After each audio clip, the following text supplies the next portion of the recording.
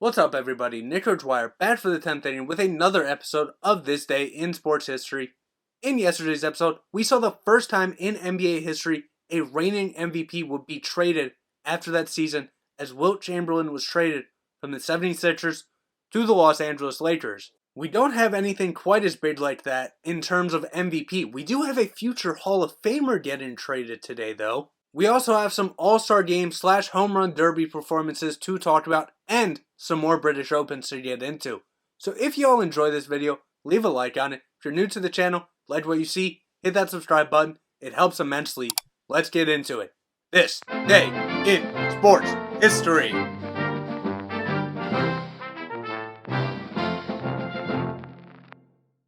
We start out today in 1914. The Boston Red Sox would purchase the contract of future Hall of Famer Babe Ruth from the minor league Baltimore Orioles. What a way to start off this video. And we move to Wimbledon in 1922 on the men's side. Gerald Patterson would win his second Wimbledon title, defeating Randolph Leichhardt 6-3, 6-4, 6-2 to win his second of two majors.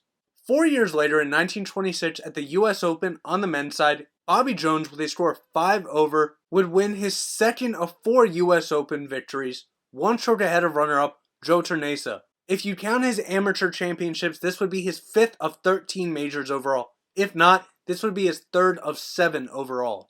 Now we go to the 1934 All-Star Game, and if you know what I'm talking about, you know that this performance by Carl Hubble is one of the greatest performances in All-Star Game history, rivaled only by Pedro Martinez in 1999. In the game, Hubble would face a starting lineup comprised of 9 eventual Hall of Famers. After giving up a single and a walk to the first 2 batters, he would go on to consecutively strike out Babe Ruth, Lou Gehrig, Jimmy Foxx, Al Simmons, and Joe Cronin. Right there, 5 Hall of Famers, and 2 or 3 you could potentially make an argument one of the greatest players of all time. Hubble had the All-Star Game performance of all time before Pedro Martinez in 1999, and that would be the only performance that could even rival this one. 1 year later, we stay with Major League Baseball in 1935. Babe Herman, in the 4th ever evening contest played in Major League Baseball, would become the first player to hit a home run during a night game. This home run would come in the 7th inning off of Dutch Leonard, and it would contribute to a 15-2 victory over the Dodgers. We stay with Major League Baseball in 1947, and Don Black, pitching for the Cleveland Indians, would no-hit the Philadelphia Athletic in the 3-0 victory. Black on the day, 9 innings pitched, 6 walks allowed, 5 strikeouts, in what would be the 8th no-hitter in Indians franchise history.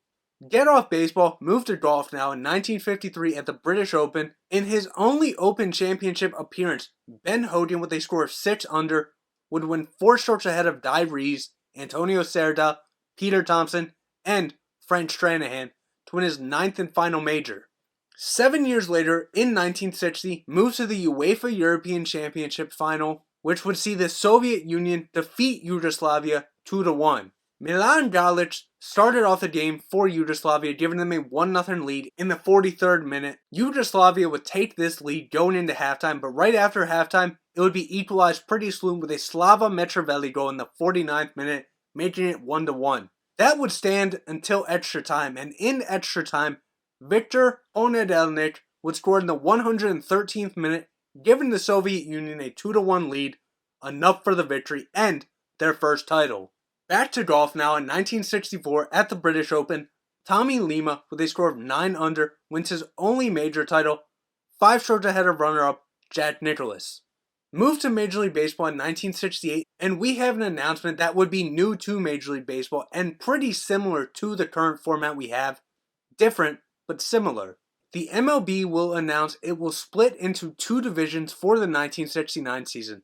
The American League and the National League will divide their 12 teams into 2 6-team divisions, playing a best-of-5 game league championship series to determine the pennant winner. So it's now not the team with the best record, but the 2 top teams at the division going at each other to see who will win the pennant. Back to golf now in 1971 at the 100th British Open. Lee Trevino, with a score of 14 under, wins his first of 2 consecutive Open Championships, 1 stroke ahead of Lu Lianhong to get his 3rd of 6 majors. 4 years later, we moved to the NBA and we talked about the Philadelphia 76ers once again. The 76ers this time would sign forward George McGinnis after the commissioner Larry O'Brien would revoke the contract McGinnis had signed with the New York Knicks earlier that year. Back to golf now. In 1976 at the British Open, Johnny Miller with a score of 9 under would win his only Open championship, 6 strokes ahead of Steve Ballesteros and Jack Nicklaus. This would be Miller's second and final major title. In 1999, at the FIFA Women's World Cup, the United States would defeat China after penalties 5-4. The United States would defeat China after going 0-0 in regular and extra time, moving to penalties, US winning 5-4 to win their second World Cup. Now we go to 2005 at the Senior Players Championship. Peter Jacobsen with a score of 15 under records his second Champions Tour major, 1 stroke ahead of Hale Irwin. Moved to Major League Baseball in 2009, we have a no-hitter alert. Could have been a perfect game, but Jonathan Sanchez, pitcher for the San Francisco Giants, would no-hit the San Diego Padres in an 8-0 victory. Sanchez on the day, 9 innings pitched, 11 strikeouts, but in the 8th inning, Chase Headley would hit a little dribbler to the third baseman, and the third baseman would record an error, making it the only runner to reach base on the day. The Giants still got the win though. Sanchez still got the no-hitter. Good in my books. 7 years later, in 2016, at the UEFA European Championship, Portugal would upset France to win their first title 1-0 after an 8-air goal in the 109th minute. Stay in 2016 at the Wimbledon men's final, Andy Murray would defeat Milos Raonic 6-4, 7-6, 7-6 to win his second Wimbledon championship and his third and final Grand Slam singles title. Finally, in 2016 at the US Women's Open, Brittany Lang with a score of 6 under would win her first major title after a 3-hole playoff, defeating Anna Nordqvist. 1 year later, in 2017 at the Major League Baseball Home Run Derby, Aaron Judge would become the first rookie to outright win the Home Run Derby. In 1986, Wally Joyner was the co-champion, but Aaron Judge became the first outright champion as a rookie in 2017. Finally, in 2018, Real Madrid forward Cristiano Ronaldo would join Juventus in a transfer that cost £100 million, and his contract would be 4 years at £30 million a year, making him one of the 4 most expensive players of all time.